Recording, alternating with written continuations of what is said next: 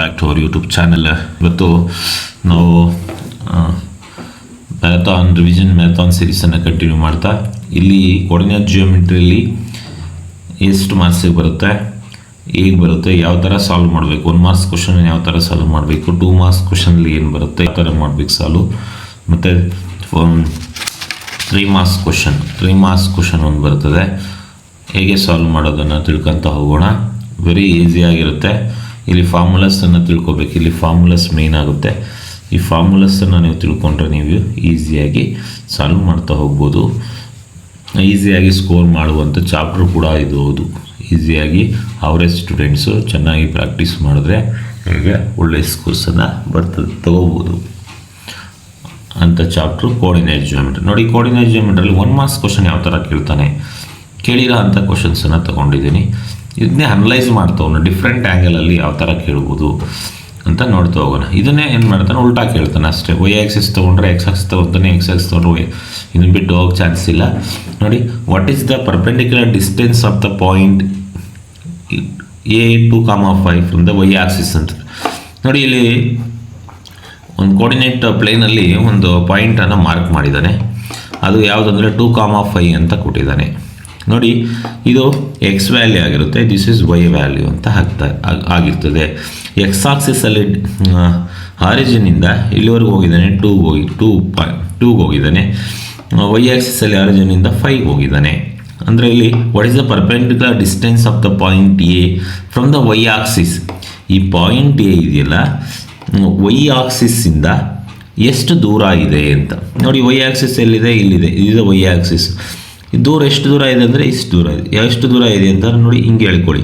ಎಷ್ಟಿದೆ, 2 ಅಷ್ಟೇ, 2 ಸೆಂಟಿಮೀಟರ್ ಅಲ್ವಾ, ಇಷ್ಟು ದೂರ ಇದೆ ಅಂತ.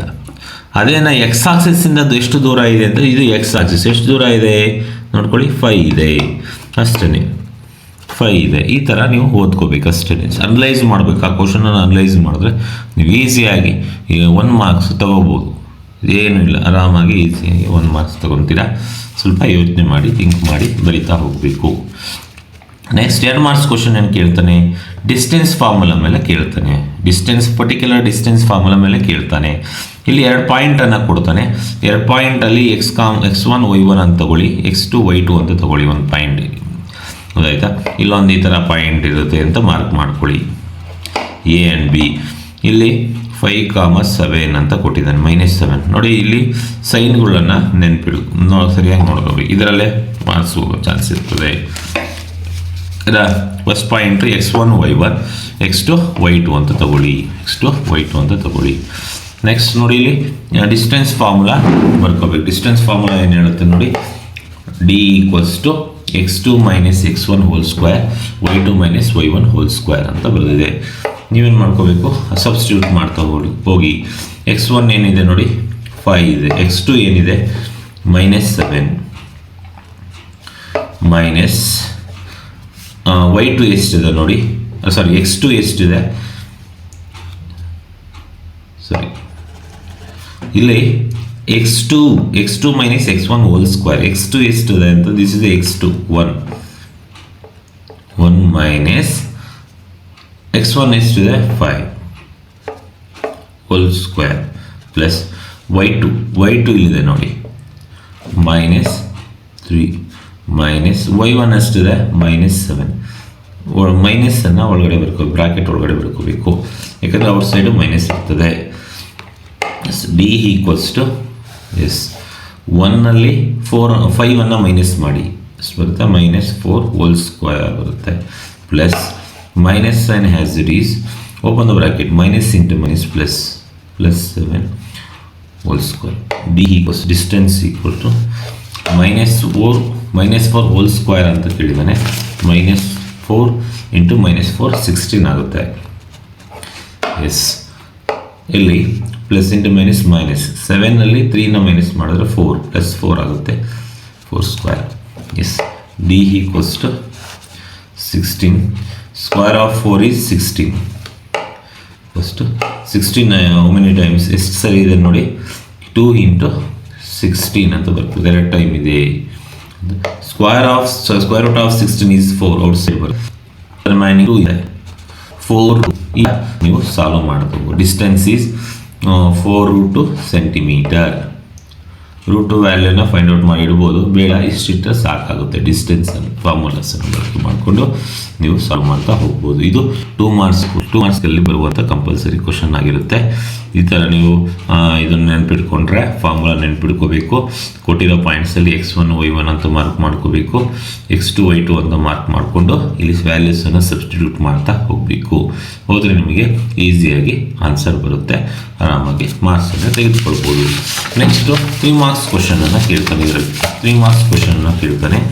3 ಮಾರ್ಕ್ಸ್ ಕ್ವಶನ್ ಸ್ವಲ್ಪ ಟಫ್ ಇರುತ್ತೆ. ನೀವು ಇಲ್ಲಿ ಮಿಡ್ ಪಾಯಿಂಟ್ ಫಾರ್ಮುಲಾ ಅಪ್ಲೈ ಮಾಡಿ ಫೈಂಡ್ ಔಟ್ ಮಾಡುವಂಥ ಪ್ರಾಬ್ಲಮ್. ಮಿಡ್ ಪಾಯಿಂಟ್ ಫಾರ್ಮುಲಾ ಹೇಗೆ ಮಾಡ್ತಾರೆ ನೋಡಿ. ಪಾಯಿಂಟ್ಸ್ ಕೊಟ್ಟಿದ್ದಾನೆ ಆ್ಯಂಡ್ ಫಿಗರನ್ನು ಕೊಟ್ಟಿದ್ದಾರೆ.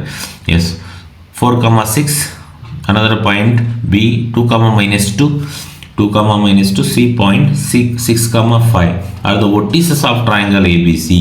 ವರ್ಟಿಸಸ್ಸನ್ನು ಕೊಟ್ಟಿದ್ದಾನೆ ನೋಡಿ. C P and B Q are the medians of the ABC. Medians ಅಂದರೆ ಗೊತ್ತಿದೆ. Intersecting at the point G. ಮೀಡಿಯನ್ಸನ್ನು ಡ್ರಾ ಮಾಡಿದಾಗ ಎರಡು ಇಂಟರ್ಸೆಕ್ಟ್ ಆಗಿದೆ ಒಂದು ಪಾಯಿಂಟ್ ಹತ್ರ, G point 4,3 shown in the figure. Prove that G is a point of trisection of median C P ಅಂತ. ಈ ಸಿ ಪಿನ 3 ಭಾಗ ಮಾಡ್ತಾ ಇದೆ, ಟ್ರೈಸೆಕ್ಟ್ ಮಾಡ್ತಾ ಇದೆ. ಟ್ರೈಸೆಕ್ಟ್ 3 ಭಾಗ ಅಂತಂದರೆ 2 ಪಾರ್ಟ್ ಮಾಡ್ತಾ ಇದೆ. ಅದರಲ್ಲಿ ಒಂದು ರೇಷಿಯೋ 2 ಇದ್ದರೆ ಇನ್ನೊಂದು ರೇಷಿಯೋ 1 ಇರುತ್ತೆ ಅಂತ ಪ್ರೂವ್ ಮಾಡಬೇಕು. ಟೋಟಲ್ ಆಗಿ ಟ್ರೈಸೆಕ್ಟ್ ಮಾಡ್ತಾ ಇದೆ, 3 ಸೆಕ್ಷನ್ ಆಗಿ ಡಿವೈಡ್ ಮಾಡ್ತಾ ಇದೆ ಅಂತ ಫೈಂಡ್ ಔಟ್ ಮಾಡಬೇಕು. ಅದಕ್ಕಿಂತ ಮುಂಚೆ ಏನು ಮಾಡಬೇಕು ನಾವು, ಪಾಯಿಂಟ್ ಪಿಯನ್ನು ಇದನ್ನು ಫೈಂಡ್ ಔಟ್, ಕೋಆರ್ಡಿನೇಟ್ಸನ್ನು ಫೈಂಡ್ ಔಟ್ ಮಾಡಬೇಕು. ಕೋಆರ್ಡಿನೇಟ್ಸ್ ಆನ್ ಪಾಯಿಂಟ್ ಪಿ ಅಂತ. ಕೋಆರ್ಡಿನೇಟ್ಸ್ ಆಫ್ ಪಾಯಿಂಟ್ ಪಿ ಅಂದರೆ ಕೋಆರ್ಡಿನೇಟ್ಸ್ ಫೈಂಡ್ ಔಟ್ ಮಾಡಬೇಕು ನೋಡಿ. ಮೀಡಿಯನ್ ಅಂದರೆ ಎಕ್ಸಾಕ್ಟಾಗಿ ಮಿಡಲ್ಲಾಗಿ ಡಿವೈಡ್ ಮಾಡುವಂಥದ್ದು AB ನ. ಆಯಿತಾ? ಫಾರ್ಮುಲಾ ಏನಿದೆ, x1/x2/2 y1/y2/2 ಅಂತ ತಗೊಂತೀವಿ. x1 ಯಾವುದು, x1 y1, x2 y2. x1 ಏನಿದೆ 4, x2 ಏನಿದೆ 2, 4 + 2/2. ಇದನ್ನೇ x1 x2 ಅಂತ ತಗೋಬೇಡಿ, x1 y1, x2 y2 ಅಂತ ತಗೋಬೇಕು.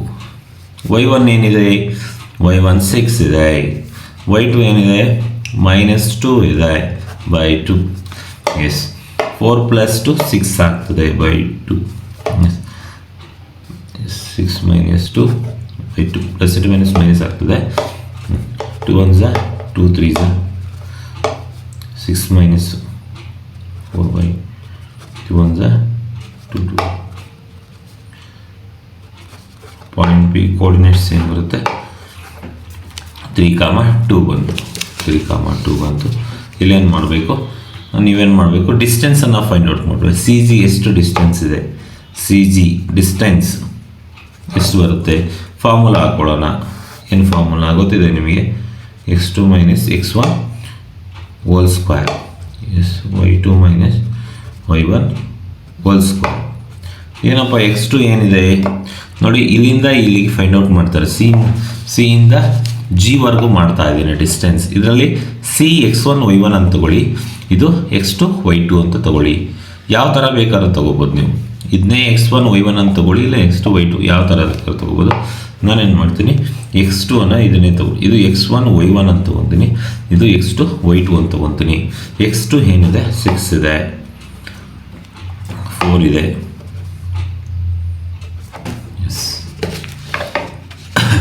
ನೋಡಿ ಫಾರ್ಮುಲಾ ಬರ್ಕೊಂಡೆ ಸಬ್ಸ್ಟಿಟ್ಯೂಟ್ ಮಾಡ್ತಾ ಇದ್ದೀನಿ ನೋಡಿ. ಇಲ್ಲೇನಿದೆ 5 - 3, 5 and 3 ಇದೆ.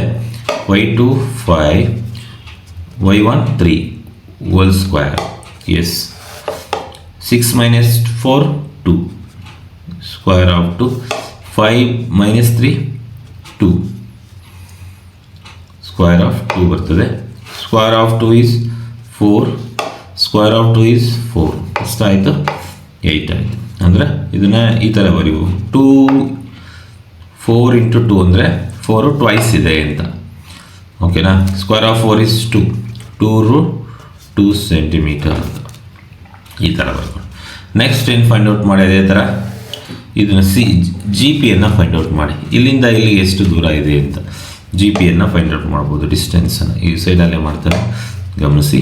x2 minus x1 whole square, y2 minus y1 whole square.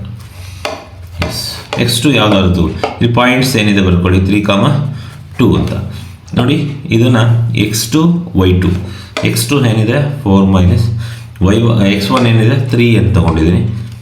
S, y2 3 minus y1 2 whole square. 4 minus 3 1, square of 1 is 1 ಆಗುತ್ತೆ. 3ಯಲ್ಲಿ 2ನ ಮೈನಸ್ ಮಾಡಿದ್ರೆ 1. Yes, what is the answer? Square of 1 is 1, square of 1 is 1, totally √2. ನೋಡಿ ಇಲ್ಲೇನಾಗ್ತಾ ಇದೆ ಅಂದರೆ ಇದರಲ್ಲಿ ಏನು ಗಮನಿಸಬೇಕು ಅಂತಂದರೆ ನೋಡಿ, ಸಿ ಜಿ ಈಕ್ವಲ್ಸ್ ಟು ಯಾವುದು G P, twice of G P ಅಂತ ತೊಗೊಂಡಿದ್ದೀನಿ. ಸಿ ಜಿ ಎಷ್ಟಿದೆ ಗಮನಿಸಿ. ಸಿ ಜಿ 2, ಇಲ್ಲಿದೆ ನೋಡಿ, 2, ಜಿ ಪಿ ಎಷ್ಟಿದೆ, ಜಿ ಪಿ 2 ಇದೆ, √2 ಇದೆ. ಎಸ್, ಅಂದರೆ 2 ಇಂಟು √2, ಟ್ವೈಸ್ ಆಫ್ √2 ಇದು. Sorry, 2 twice of C G equals to 2 times of G P N. Sum equal ಆಗಬೇಕಂದ್ರೆ ಟ್ವೈಸ್ ಆಗಬೇಕು ನೋಡಿ, ಈಕ್ವಲ್ ಆಯಿತು ಆಯಿತಾ. ಇಲ್ಲೇನಂತಂದರೆ ಸಿ ಜಿ ಇದೆಯಲ್ಲ ಅದು 2 ಇದ್ದರೆ ಜಿ ಪಿ ಓನ್ಲಿ ರೂಟ್ ಇರುತ್ತೆ. ಅಂದರೆ ಇಲ್ಲೇನಾಗ್ತಾ ಇದೆ ಅಂದರೆ ಇಲ್ಲಿ 3 ಸೆಕ್ಷನ್ಸ್ ಆಗಿ ಡಿವೈಡ್ ಮಾಡುತ್ತೆ ಬಿ ಕ್ಯೂ. ಯಾವುದನ್ನ, ಸಿ ಪಿನ. ಇದು 2 ಪಟ್ಟು ಸಿ ಜಿ ಏನಿರುತ್ತೆ 2 ಪಟ್ಟು ಇರುತ್ತೆ ಕಂಪೇರ್ ಟು ಜಿ ಪಿ. ಇದು ಓನ್ಲಿ √2 ಆದರೆ ಜಿ ಪಿ ಇದು 2√2 ಅಂತ ಇದೆ. 3 ಸೆಕ್ಷನ್ಸ್ ಆಗಿ ಡಿವೈಡ್ ಮಾಡಿ ಟೋಟಲ್ ಆಗಿ ನೋಡಿ 1 + 2 3 ಅಂದರೆ 3 ಸೆಕ್ಷನ್ಸ್ ಆಗಿ ಡಿವೈಡ್ ಮಾಡ್ತಾ ಇದೆ ಅಂತ ಹೇಳುತ್ತೆ ನೋಡಿ.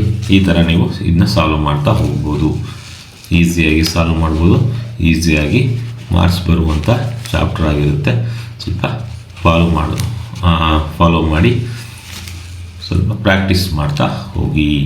Thank you.